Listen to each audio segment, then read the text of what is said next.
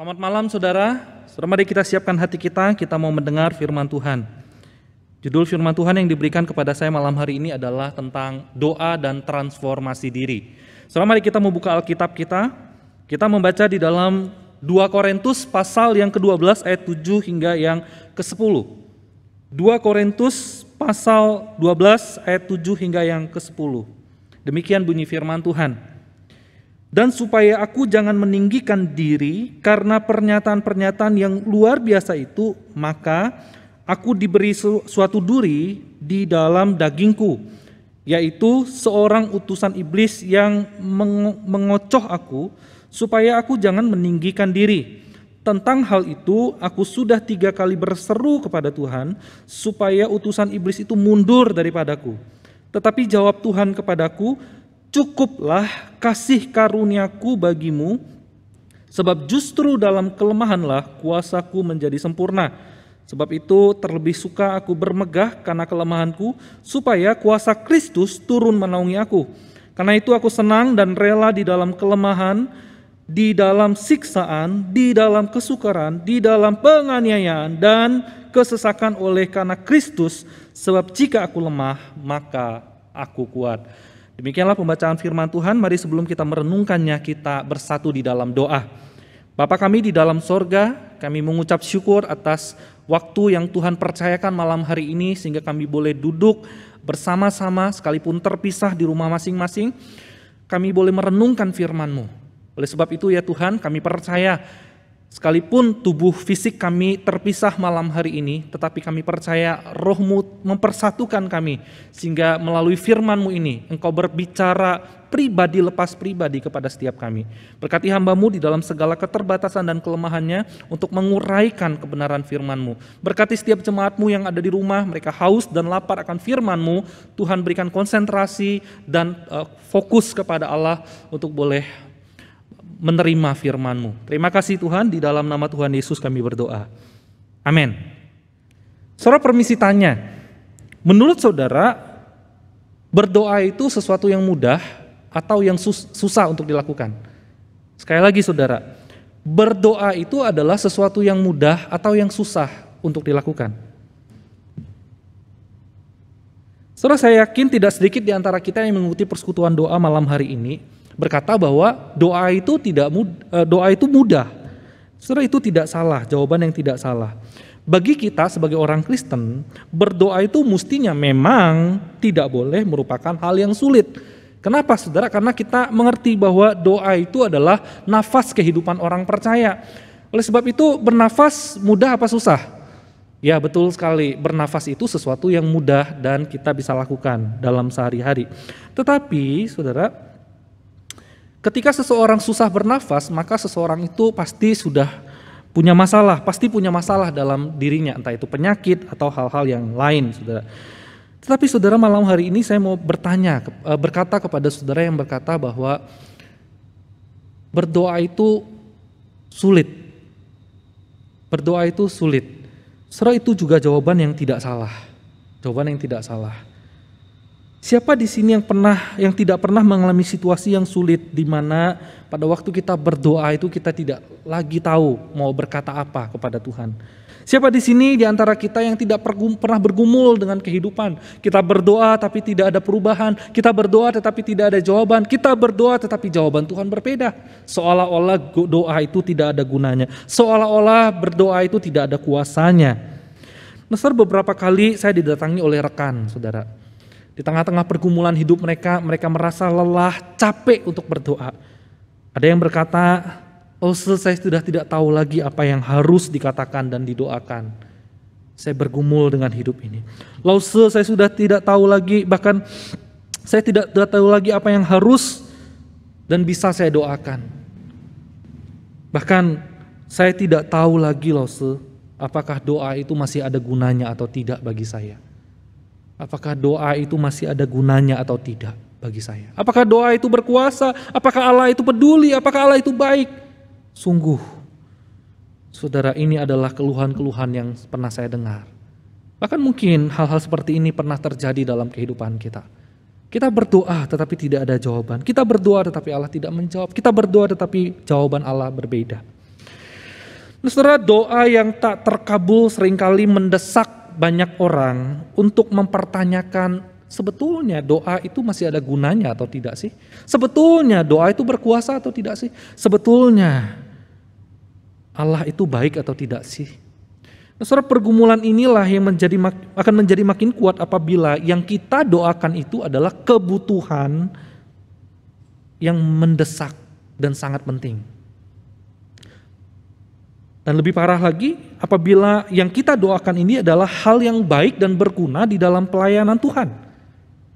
Kita menganggap tidak ada alasan bagi Allah untuk tidak mengabulkan doa-doa seperti ini. Kita sangat membutuhkan. Yang kita butuhkan adalah sesuatu yang baik. Tetapi sekali lagi pertanyaan, bagaimana kalau misalnya Allah diam, doa kita tidak dijawab? Saudara, dalam teks yang kita baca, kita melihat ada satu pergumulan yang sama terjadi dengan Rasul Paulus, saudara. Saudara, Paulus meminta agar Tuhan mengangkat duri di dalam dagingnya. Saudara, duri dalam daging ini memang tidak banyak penjelasan di dalam Alkitab. Apa artinya? Tetapi yang kita tahu adalah duri dalam daging ini mengacu kepada sesuatu yang negatif. Mengacu kepada sesuatu yang menghalangi Paulus untuk bertumbuh di dalam pelayanannya. Mengacu kepada satu hal yang membuat Paulus itu menghadapi sebuah rintangan di tengah-tengah pelayanannya. Soalnya sekali lagi apapun yang akan kita tafsirkan dari hal ini, saudara, duri dalam daging ini, sudah pasti ini sesuatu yang negatif, yang mengganggu Paulus. Oleh sebab itu Paulus berdoa minta kepada Tuhan supaya duri dalam daging ini, supaya kelemahan seperti ini diangkat oleh Tuhan. Saudara, permisi tanya, apakah ini doa yang salah? Saudara, permisi tanya, apakah ini doa yang tidak baik? Saudara, permisi tanya, apakah ini doa yang tidak penting dalam kehidupan pelayanan Paulus? Tentu saja ini sesuatu yang baik dan penting demi kemajuan pelayanan Tuhan. Tetapi sekali lagi jawaban Tuhan berbeda. Ayat 8-9 Tuhan menjawab, ternyata bukan itu yang dikehendaki oleh Allah yang harus dihadapi oleh Paulus. Nah, saudara, mungkin di antara kita juga pernah mengalami hal-hal yang serupa. Ada kalanya ketika kita berdoa kepada Tuhan, seolah-olah tidak ada jawaban, seolah-olah Tuhan tidak mau kita lepas dari pergumulan itu. Seolah-olah Tuhan mau kita tetap melekat di dalam kesulitan tersebut, saudara. Saudara, mari sekali lagi kita perhatikan di dalam teks yang kita baca hari ini. Apa sebetulnya maksud Tuhan? Kenapa Paulus itu tidak dijawab ketika dia meminta sesuatu yang penting dalam hidupnya, saudara? Saudara, istilah sekali lagi duri dalam daging, dalam istilah lainnya Paulus itu pakai istilah utusan iblis. Artinya itu ada satu pribadi, saudara. Nah, lalu kemudian istilah duri dalam daging ini juga dikaitkan oleh Paulus, itu membuat dirinya itu menjadi lemah. Artinya kehadiran duri di dalam dagingnya itu mengakibatkan dia menjadi seorang yang lemah di dalam pelayanannya. Menjadi pengganggu, merintangi, membuat dia sulit untuk melayani dengan lebih maksimal, saudara. Saudara, ketidakjelasan ini kemudian mengandung berbagai macam perdebatan. Karena informasi yang sedikit, istilah duri dalam daging ini membuat banyak orang kemudian berusaha menafsirkan apa sebetulnya istilah duri dalam daging ini. Saudara, ada yang berkata duri dalam daging ini adalah satu penyakit yang sedang diemban oleh Paulus. Penyakit yang kemudian membuat dia sulit untuk melayani dengan maksimal. Ada yang berkata dia mungkin punya masalah epilepsi, migrain, atau malaria dan lain sebagainya. Apapun itu, saudara. Tetapi kadangkala orang-orang menafsirkan bahwa dia itu penyakit-penyakit itulah yang membuat dia sulit untuk melayani, dan Paulus rindu supaya dia segera disembuhkan. Tetapi ada juga ahli-ahli lain, para penafsir lain yang mengatakan bahwa Paulus sedang memikirkan seseorang atau satu pribadi. Terlihat dari utusan iblis. Ini mengacu kepada orang, saudara, pribadi gitu ya. Utusan iblis itu bisa bentuknya jamak atau tunggal, bisa beberapa orang atau banyak. Artinya ada juga yang menafsirkan bahwa apa yang terjadi dengan Paulus ini sebetulnya dia sedang bergumul dengan orang-orang di lingkungan jemaat Korintus pada masa itu yang berusaha menjatuhkan dia, yang berusaha menyerang dia, yang berusaha mempertanyakan tentang kondisi kerasulan dia, saudara. kondisi kerasulan dia. Nah, saudara, sekali lagi, apapun masalah yang sedang dihadapi oleh Paulus ini, entah itu penyakit, entah itu orang-orang yang menyerang dia, atau hal-hal yang lain, saudara. Intinya adalah, kemungkinan istilah ini adalah sesuatu yang menghambat dirinya untuk bertumbuh dalam melayani Tuhan dan mengikut Tuhan. Sesuatu yang menghalangi dia, sesuatu yang menggerogoti dia. Itulah yang membuat Paulus kemudian datang ke hadapan Tuhan dan dia memohon agar Tuhan menjawab doa dia. Nah, saudara, keinginan Paulus agar lepas dari duri dalam daging ini ternyata tidak dikabulkan oleh Allah sekali lagi. Sebagian orang Kristen kemudian dari kalangan tertentu kemudian mencari-cari kesalahan dalam doa Paulus ini. Ada yang berkata, ya mungkin Paulus kurang iman, ada yang berkata, ya Paulus mungkin kurang rohani, ada yang berkata, ya mungkin Paulus kurang tekun di dalam doa, dan bahkan ada yang berkata, mungkin ada dosa-dosa yang masih disimpan di dalam diri Paulus. Nah, saudara yang dikasihi oleh Tuhan, saya kira kita tidak setuju dengan pendapat demikian ya. Kita tahu bahwa Paulus adalah orang yang beriman, orang yang luar biasa di dalam imannya, orang yang berkualitas di dalam kehidupannya mengikut Tuhan Yesus, saudara. Dia pasti berdoa dengan iman. Saudara perhatikan ayat 10 dan ayat 12, bagaimana Paulus berusaha membuktikan tentang kualitas iman dia. Saudara, di dalam ayat yang ke-10, perhatikan saudara, Paulus berkata, aku mampu bermegah dalam kelemahanku. Maksudnya apa ini saudara? Saudara, Paulus sedang menunjukkan tentang siapa dirinya. Tidak banyak orang yang mampu bermegah di tengah kelemahan. Kita mungkin mampu bermegah di dalam kekuatan kita. Kalau kita kaya, kalau kita sukses, kalau kita berhasil dalam banyak bidang, mungkin kita bisa bermegah, mungkin kita bisa menyombongkan diri. Tetapi Paulus berkata, aku bermegah di dalam kelemahanku, di tengah kekuranganku, aku tetap bermegah. Ini mau menunjukkan apa? Ini mau menunjukkan bahwa kualitas iman Paulus itu adalah kualitas iman yang bagus sekali. Orang yang mampu bermegah di dalam kelemahannya. Lalu yang kedua, saudara, Paulus juga menyatakan bahwa bagaimana di tengah-tengah pelayanan dia, saudara, dia dipenuhi dengan hal-hal yang ajaib, tanda-tanda yang ajaib. Dia melakukan mukjizat dan begitu banyak hal besar yang dilakukan. Ini mau menunjukkan apa, saudara? Ini mau menunjukkan bahwa Allah senantiasa beserta dan memakai dia. Ini mau menunjukkan juga bagaimana pengalaman-pengalaman dia bersama dengan Allah ketika dia melayani. Itu terbukti dan itu sah. Artinya ketika Paulus berkata demikian, Paulus tidak perlu diragukan lagi kualitas imannya. Paulus tidak perlu dipertanyakan lagi kehebatannya, saudara, di dalam kuasa pelayanan. Lalu yang ketiga, saudara, kalau kita mau lihat, Paulus berkata 3 kali di ayat yang ke-8, aku meminta. Artinya 3 kali dia berdoa itu menunjukkan bagaimana dia itu tekun datang kepada Tuhan. Tekun meminta jawaban, tekun di dalam doanya. Artinya Paulus bukan seorang yang pantang menyerah. Dia terus datang kepada Tuhan. Dan kalau kita lihat keseluruhan hidup Paulus, saudara, juga menunjukkan bahwa dia bukan orang yang punya tipikal gampang menyerah. Dia mengalami karang kapal, dia diserang dari mana-mana, dia difitnah dan lain sebagainya. Tetapi itu membuat dia terus maju melayani Tuhan dan membangun gereja Tuhan. So, sekali lagi, secara kualitas Paulus tidak diragukan di dalam imannya. Paulus seorang yang dekat dengan Tuhan, yang mengasihi Tuhan, yang rela melakukan segala sesuatu untuk Tuhan. Tetapi kembali lagi kepada pertanyaan kita yang di awal. Paulus yang hebat ini, yang punya iman dengan kualitas yang sangat tinggi ini, meminta sesuatu yang sangat penting. Tapi kenapa Tuhan tidak menjawab dia? Kenapa Tuhan tidak menjawab Paulus dan mengangkat duri dalam dagingnya? Kenapa Allah diam? Apakah Allah tidak peduli? Saudara, ternyata Tuhan tidak membiarkan Paulus dalam kebingungan. Dia menyediakan sebuah penjelasan. Allah menyediakan sebuah penjelasan kepada Paulus. Saudara, dikatakan di dalam ayat yang ke-9, Allah menjawab, tetapi jawab Tuhan kepadaku, cukuplah kasih karuniaku bagimu, sebab justru dalam kelemahanlah kuasaku menjadi sempurna.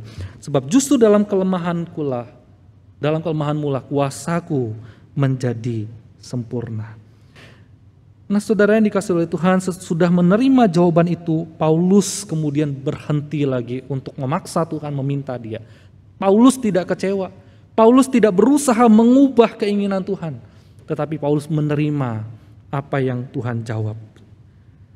Melalui jawaban ini kita dapat menyimpulkan bahwa di balik doa yang tidak dikabulkan oleh Tuhan, Tuhan sebetulnya ingin menunjukkan kebaikan yang lebih besar dan ada tujuan yang lebih agung dalam kehidupan Paulus. Saudara, saya kira hal ini juga yang serupa terjadi dalam hidup kita. Kadangkala ada doa-doa yang kita naikkan ke hadapan Tuhan dan Tuhan tidak menjawab kita. Kadangkala ada doa-doa yang kita minta dan terus minta dan itu sesuatu yang penting dalam hidup kita, tapi Tuhan tidak menjawab kita. Mungkin, saudara, Tuhan ingin menunjukkan kebaikan yang lebih besar dalam hidup kita. Yaitu apa saudara? Yaitu dengan mengubah kita. Yaitu dengan membuat kita lebih bergantung dan percaya kepada dirinya. Oleh sebab itu saudara, dari perenungan malam hari ini paling tidak kita akan belajar dua hal. Paulus mengajarkan kepada kita bahwa bagaimana kita menjadi para pendoa yang tidak hanya berpusat kepada diri sendiri. Bagaimana kita menjadi pendoa yang tidak berpusat kepada diri sendiri. Saudara yang dikasihi oleh Tuhan, kalau kita perhatikan ayat 7, dikatakan begini ayat yang ke-7 saudara. Supaya aku tidak meninggikan diri.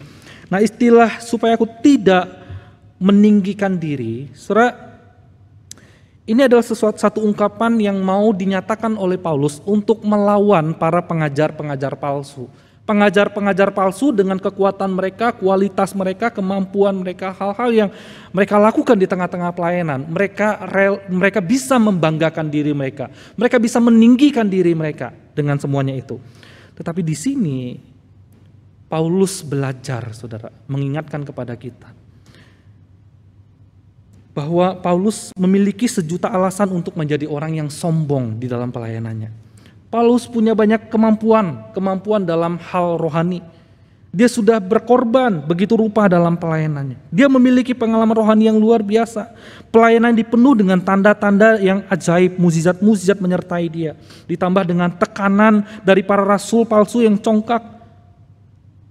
Saudara, Paulus bisa saja jatuh dalam kesombongan di hadapan Allah. Bisa saja Paulus datang kepada Allah dan memaksakan diri supaya Allah itu mengangkat duri dalam daging itu. Bisa aja Paulus datang dengan keinginan dan kehendak hatinya. Tuhan, aku sudah melakukan ini. Tuhan, aku sudah melakukan itu. Tuhan, aku sudah ini dan itu. Semuanya sudah aku lakukan. Masakan hal seperti ini engkau tidak mau angkat? Saudara, Paulus bisa saja berdoa demikian, saudara. Tetapi doa Paulus ini mengingatkan kepada kita. Kisah bagaimana Tuhan tidak menjawab doa Paulus ini mengingatkan kepada kita bahwa siapa diri kita di hadapan Allah itu jauh lebih penting. Jauh lebih penting daripada apa yang kita lakukan bagi Allah atau apa yang kita terima dari Allah. Itu jauh lebih penting. Dalam kehidupan kita seringkali kita menganggap jawaban doa itu lebih penting. Siapa diri kita dan apa yang kita lakukan di hadapan Allah dan bagi Allah itu jauh lebih penting. Tetapi Rasul Paulus mengingatkan kepada kita bahwa siapa diri kita di hadapan Tuhan itu jauh lebih penting. Biar kita lemah, tetapi kita tetap bersama Allah. Biar kita tidak punya apa-apa, tetapi kita ada di dalam Tuhan. Yang pertama, saudara. Doa Paulus ini mengingatkan kita bahwa doa itu janganlah terpusatkan kepada diri sendiri. Yang kedua, saudara, apa yang Paulus mau ingatkan kepada kita? Paulus mengingatkan bahwa doa itu harus berpusatkan kepada kehendak Allah. Kepada kehendak Allah. Saudara perhatikan kata jawaban Allah kepada Paulus. Cukuplah kasih karuniaku bagimu. Saudara, kenapa Allah pakai istilah cukuplah di sini? Saudara, ini mau menunjukkan kepada Paulus bahwa apa yang diberikan oleh Allah, kasih karunia yang diberikan oleh Allah melalui kematian Yesus Kristus itu adalah sesuatu yang istimewa. Itu jauh lebih besar dibandingkan apapun. Itu jauh lebih berharga. Nah, saudara, kita perlu mengingat bahwa anugerah Allah bukanlah jatah. Kasih karunia Allah memang sempurna dan melimpah bagi semua orang. Namun saudara, hal ini tidak berarti bahwa dia harus memberikan kasih karunia-Nya itu kepada semua orang. Dia berdaulat untuk menentukan siapa yang akan menerima anugerahnya. Dia berhak untuk menentukan seberapa banyak anugerah yang diterima oleh seseorang. Seandainya Allah tidak memberikan batasan bagi anugerahnya, maka manusia pasti akan memandang rendah anugerah itu. Seandainya semua pasti mendapat anugerah yang sama dan dalam kadar yang sama, kita juga tidak akan memandang hal itu terlalu spesial. Saudara lihat, ketika Allah berkata, cukuplah kasih karuniaku bagimu. Cukuplah itu. Dan Paulus berhenti berdoa dan dia mengerti, di dalam kasih karunia Allah, itulah yang akan membawa dia untuk mengalami kuasa dan kesempurnaan Allah. Itu sudah cukup. Bukan duri dalam dagingnya. Bukan kelemahan yang ada di dalam dirinya. Bukan. Tetapi Allah itu sendiri. Oleh sebab itu mari kita belajar saudara. Di dalam kehidupan doa kita. Kita belajar mengutamakan keinginan Allah. Kita belajar mengutamakan kehendak Allah. Kita belajar mengutamakan Allah itu sendiri di dalam doa kita. Bukan keinginan kita, bukan jawaban atas doa kita. Tetapi Allah itu sendiri, itu jauh lebih penting. Saudara yang dikasihi oleh Tuhan, bagaimana dengan kehidupan doa kita hari ini? Biarlah mata kita terfokus bukan hanya kepada diri kita di dalam doa, permohonan kita. Tetapi biarlah kita terfokus kepada Allah itu sendiri. Sudah bisa berdoa pun itu adalah satu anugerah. Sudah bisa berdoa pun itu adalah sesuatu yang istimewa. Kenapa istimewa saudara? Karena kita bisa komunikasi dengan Allah yang Maha Kuasa. Karena kita bisa ngobrol dengan Allah yang Maha Kuasa. Karena Dia mau mendengar kita. Karena Dia mau menyatakan kasih-Nya melalui doa kita. Setelah saya akan tutup renungan malam hari ini dengan sebuah kisah sharing yang dilakukan oleh Calvin Miller dalam tulisan dia saudara. Saudara, Calvin Miller pernah bergumul dengan istrinya ketika mereka itu punya anak laki-laki bernama Timothy, saudara. Timothy dilahirkan lalu kemudian waktu masih bayi, Timothy ini sering mendapat serangan paru-paru, serangan radang paru-paru berkali-kali, saudara. Saudara, tentu saja penderitaan bayi ini menjadi penderitaan orang tuanya. Mereka bergumul dan kasihan melihat bayi ini. Setiap hari mereka berdoa agar Tuhan menolong. Malam sebelum tidur mereka selalu berdoa, Tuhan kalau boleh besok izinkan bayi ini terbangun. Izinkan bayi ini masih bisa bernafas. Itulah doa mereka tiap hari saudara. Itulah doa mereka tiap hari. Dan benar saudara, akhirnya doa mereka dikabulkan oleh Tuhan dan dijawab oleh Tuhan. Nah disinilah kemudian Calvin Miller ini kemudian merenungkan dan dia mengatakan begini saudara. Kami memang senang Allah menjawab doa kami dan bayi kami sehat. Kami senang akan hal itu. Tetapi ketika kami berdoa setiap hari agar Allah menyelamatkan bayi kami mengakui bahwa pikiran kami, hati kami hanya tertuju kepada bayi, bukan kepada Tuhan. Allah memang menjawab doa kami, tetapi kami tidak melihat Dia, karena kami hanya melihat ke bawah. Allah memang hadir dalam kehidupan kami, tapi kami tidak merasakan Dia, karena kami tidak datang dengan sungguh-sungguh dan bersekutu dengan Dia. Nah saudara, doa yang mengutamakan keinginan kita sendiri itu akan membuat kita mengevaluasi bukan hanya doa saja dari segi manfaatnya bagi kita, tetapi kita juga akan mengevaluasi Allah yang mendengar doa kita.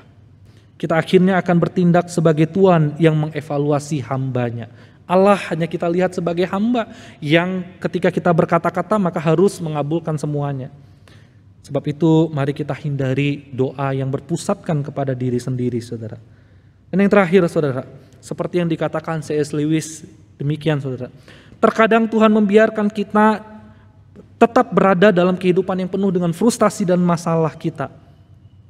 Kenapa dia katakan begitu saudara? Dia lanjutkan begini saudara. Manusia itu justru bertumbuh dan berjuang dengan kerja keras, dengan susah payah. Manusia itu lebih membutuhkan masalah ketimbang solusi. Sebab itu melalui masalah itulah seorang manusia itu akan menjadi kuat. Seorang manusia itu akan menjadi matang dan seorang manusia itu akan menjadi tangguh. Kenapa tidak semua doa kita selalu dijawab dengan mukjizat, karena Ia mau kita tekun, karena Ia mau kita sabar, karena Ia mau kita ulet, tidak lembek seperti ubur-ubur. Oleh sebab itu, setelah mari kita renungkan kehidupan doa kita selama ini. Mungkin ada di antara kita yang terus bergumul dengan jawaban Tuhan dan terus menantikan jawaban Tuhan dalam hidup ini. Tapi mari kita datang ke hadapan Tuhan, kita mengevaluasi kembali kehidupan doa kita.